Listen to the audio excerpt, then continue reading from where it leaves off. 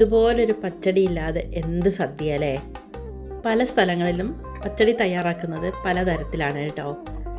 ചേരുവകൾ ചേർക്കുന്നതിലും തയ്യാറാക്കുന്നതിലെല്ലാം വ്യത്യാസമുണ്ട്. ഞാൻ തയ്യാറാക്കുന്നത് ഇതേപോലെയാണ്. നിങ്ങളൊക്കെ ചെയ്യുന്ന രീതികളൊന്ന് കമൻറ്റ് ചെയ്യണേ. ഈ ചുവപ്പ് പച്ചടിയുടെ കൂടെ നല്ലൊരു വെള്ള പച്ചടി കൂടി തയ്യാറാക്കി എടുക്കുന്നുണ്ട്.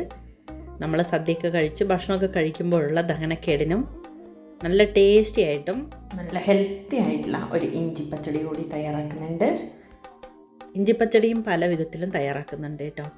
ഞാനുണ്ടാക്കുന്നത് ഇതേ രീതിയിലാണ്. എല്ലാവരും വീഡിയോ കണ്ടിട്ടൊന്ന് കമൻറ്റ് ചെയ്തേക്കണേ. ആദ്യം നമുക്ക് ഒരു ചട്ടിയോ അല്ലെങ്കിൽ ഒരു കുക്കറോ എടുത്തിട്ട് ചെറിയ പീസുകളാക്കിയിട്ടുള്ള ബീട്രൂട്ടൊന്ന് വേവിച്ചെടുക്കണം. ബീട്രൂട്ട് ഇങ്ങനെ വേവിച്ചെടുക്കുമ്പം അതിൻ്റെ ഒരു പ്രത്യേക ടേസ്റ്റാണ് അതിനൊരു ചുവയുണ്ട്. അതൊക്കെ മാറിക്കിട്ടും. അപ്പോഴാണ് ഈ പച്ചടിക്ക് നല്ല രുചി ഉണ്ടാവുന്നത്. ചെറിയൊരു മധുരമൊക്കെ ഉണ്ടാവും. അതൊക്കെ മാറ്റാൻ വേണ്ടിയിട്ട് അരപ്പിൽ നമ്മൾ പ്രത്യേക ഇൻഗ്രീഡിയൻ്റൊക്കെ ചേർക്കുന്നുണ്ട് കേട്ടോ. പാകത്തിന് ഉപ്പൊക്കെ ചേർത്ത് കുറച്ച് വെള്ളമൊഴിച്ച് വേവിച്ചെടുക്കാം. ഗ്രേറ്റ് ചെയ്തും നമുക്കിത് തയ്യാറാക്കിയെടുക്കാം.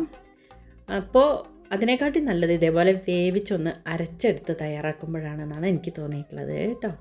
അത് വേവുന്ന സമയം നമുക്ക് ഒരരപ്പ് തയ്യാറാക്കിയെടുക്കണം.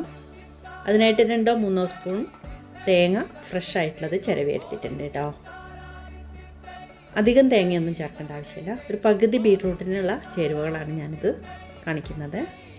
പിന്നെ എരിവിന് പച്ചമുളകാണ് ചേർക്കേണ്ടത് കേട്ടോ. ഇത് കൂടുതൽ എരിവില്ല, അതുകൊണ്ടാണ് ഇത്ര ചേർക്കുന്നത്.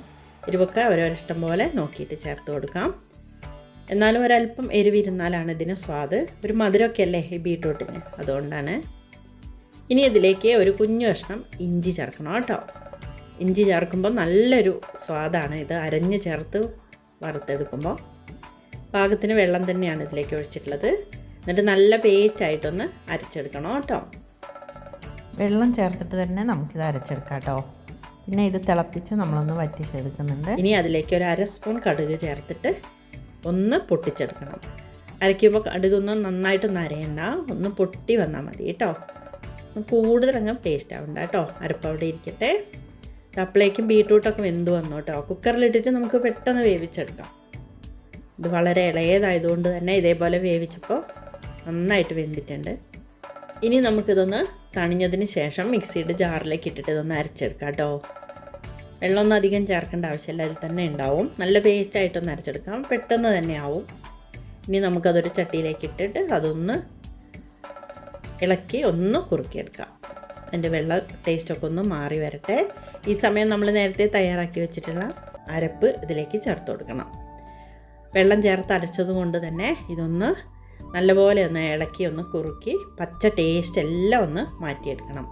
ഈ ബീട്രൂട്ടിലേക്ക് ഈ അരവൊക്കെ നന്നായിട്ട് പിടിക്കട്ടെ. എരിവും ഇഞ്ചിയുടെയും പച്ചമുളകിൻ്റെയും ആ കടുകിൻ്റെ ഒക്കെ ഫ്ലേവർ ഇതിലേക്ക് നന്നായിട്ട് കിട്ടണം. നല്ലപോലെ ഒന്ന് ഇളക്കിയതിന് ശേഷം ഇതൊന്ന് തിളയ്ക്കാനായിട്ട് വെക്കണം കേട്ടോ. അടി പിടിക്കാതെ ഒന്ന് ഇളക്കി കൊടുത്ത് നല്ലപോലെ ഒന്ന് തിളച്ചിട്ട് ആ പച്ച ടേസ്റ്റ് അങ്ങ് മാറട്ടെ. കൂട്ടുകാരെല്ലാവരും വീഡിയോ ലൈക്ക് ചെയ്ത് കാണാൻ മറക്കണ്ട. സബ്സ്ക്രൈബ് ചെയ്യാത്തവർ ചെയ്യാനും കൂടി മറക്കല്ലേ കേട്ടോ. നന്നായിട്ടൊന്ന് തിളച്ചു വന്നു കേട്ടോ. വെള്ളമൊക്കെ വറ്റി അങ്ങ് സെറ്റായി വരുന്ന സമയത്ത് സ്റ്റൗ ഓഫ് ചെയ്യണം. ഓഫ് ചെയ്തിട്ട് നമുക്കൊരു 1/2 കപ്പ് തൈര് നന്നായിട്ടൊന്ന് ഉടച്ചതിന് ശേഷം ഇതിലേക്ക് ഒഴിച്ചു കൊടുത്തിട്ട് മിക്സ് ചെയ്യാം. ഹൈ ഫ്ലെയിമിലിട്ട് തിളപ്പിക്കൊന്നും വേണ്ട. അത് സ്റ്റൗ ഓഫ് ചെയ്തു. ചട്ടിയുടെ ചൂട് തന്നെ ഉണ്ട് കേട്ടോ. ഇനി നമുക്ക് വെളിച്ചെണ്ണയിൽ കടുകും വറ്റൽമുളകും കറിവേപ്പിലയും കൂടി വറുത്തിടണം. സൂപ്പർ സദ്യ സ്പെഷ്യൽ പച്ചടി ഇവിടെ റെഡി ആയിട്ടുണ്ട്. എല്ലാവരും വീഡിയോയുടെ അഭിപ്രായം കൂടി പറയണം കേട്ടോ. ഇനി നമുക്ക് ഇഞ്ചി പച്ചടി തയ്യാറാക്കിയെടുക്കാം. ഇഞ്ചി തൈര്, ഇഞ്ചി പച്ചടി എന്നൊക്കെ ഓരോ സ്ഥലങ്ങളിൽ പറയുമല്ലേ. 2 രീതിയിൽ ഇത് തയ്യാറാക്കിയെടുക്കുന്നുണ്ട്. ഞാനുണ്ടാക്കുന്നത് ഇതേ രീതിയിലാണ് കേട്ടോ. ആദ്യം നമുക്ക് ഒരു കഷ്ണം ഇഞ്ചി തോലൊക്കെ കളഞ്ഞ് കഴുകി വൃത്തിയാക്കിയെടുക്കാം. എരിവിന് ആവശ്യത്തിനുള്ള പച്ചമുളകും ഒരു കറിവേപ്പിലയും കൂടി എടുത്തിട്ടുണ്ട്. പിന്നെ ഇതിലേക്ക് തേങ്ങയാണ് വേണ്ടത്. കൂടുതൽ തേങ്ങയൊന്നും ഇടണ്ട കേട്ടോ. അപ്പോൾ ഇത് ചമ്മന്തി പോലെ ആവും കേട്ടോ. ദോശയ്ക്ക് ഇഡലിക്കൊക്കെ കഴിക്കുന്ന ചമ്മന്തി ഇല്ലേ, അതേപോലെ ആവും കൂടുതൽ തേങ്ങ എടുത്താൽ.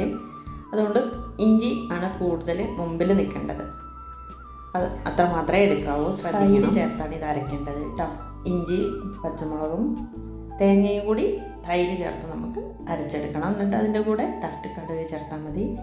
പിന്നെ ചെറിയ രീതിയിൽ ഇഞ്ചി നൈസായിട്ടൊക്കെ ഒന്ന് കട്ട് ചെയ്തതിന് ശേഷം മുളകൊക്കെ ഒന്ന് വഴറ്റിയിട്ട് ചെയ്യും, അല്ലാതെ തിരുമ്മിയിട്ട് നമ്മൾ തൈര് ചേർത്തിട്ടും ചെയ്യും. അങ്ങനെ 3 തരത്തിൽ ഇഞ്ചിപ്പച്ചടി തയ്യാറാക്കി എടുക്കുന്നുണ്ട്. ഇതേപോലെ ഉണ്ടാക്കിയാൽ നല്ലൊരു സ്വാദാണ്.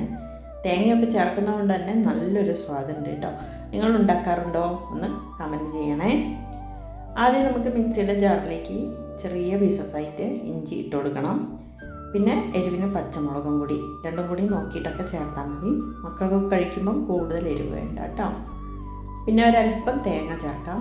ഞാൻ നേരത്തെ പറഞ്ഞു തേങ്ങ കൂടുതൽ ചേർക്കണ്ടാന്ന്.